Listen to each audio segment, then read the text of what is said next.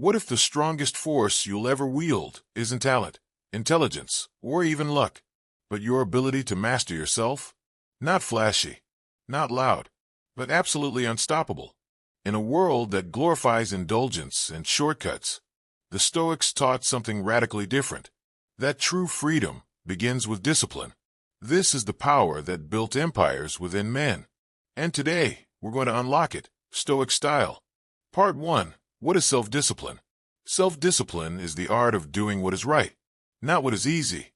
It's choosing virtue over pleasure, long-term fulfillment over momentary escape, clarity over chaos. Marcus Aurelius put it simply, you have power over your mind, not outside events. Realize this, and you will find strength. Discipline, then, is not about punishing yourself.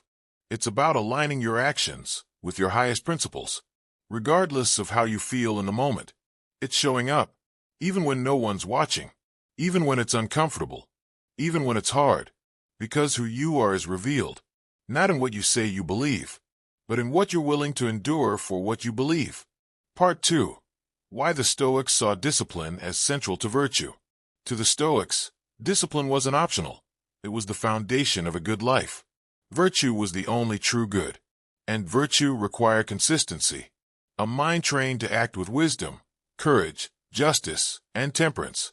And that training, it's called ascesis, the Stoic discipline of the will.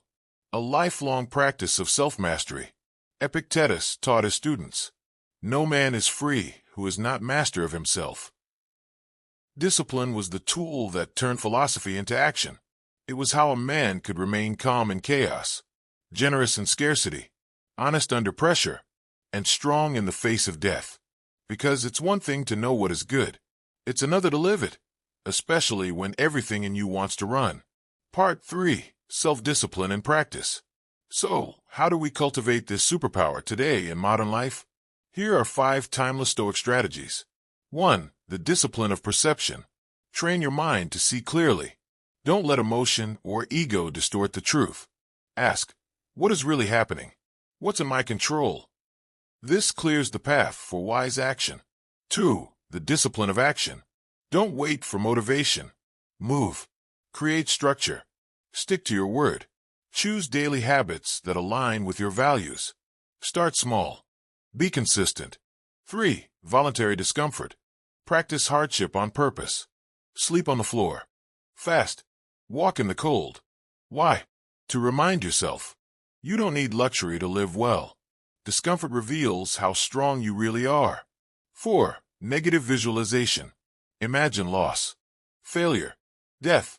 Not to be morbid, but to prepare, to make you grateful, to toughen your resolve. 5. Reflect daily. Like Marcus did in his meditations. Ask, did I live today with virtue?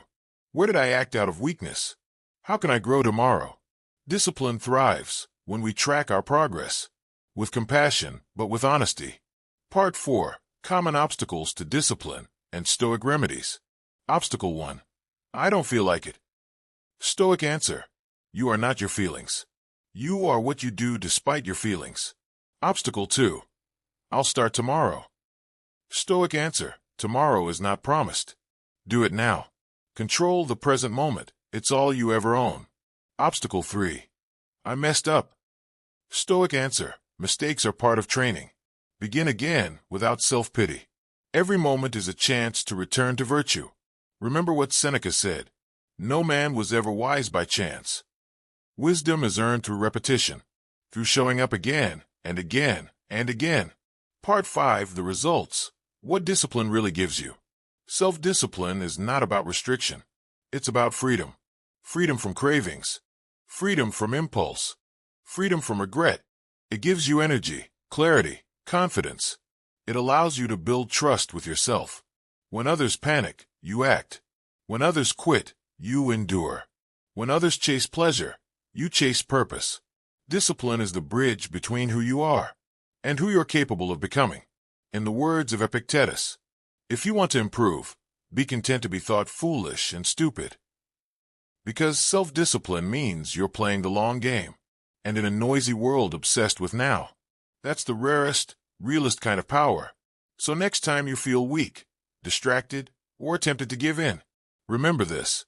The path is narrow, the work is hard, but the reward is unshakable character. True peace doesn't come from escaping challenge. It comes from knowing you can face anything, because you've trained for it. And that, my friend, is the Stoic superpower. Now let's subscribe the channel for more Stoic lessons.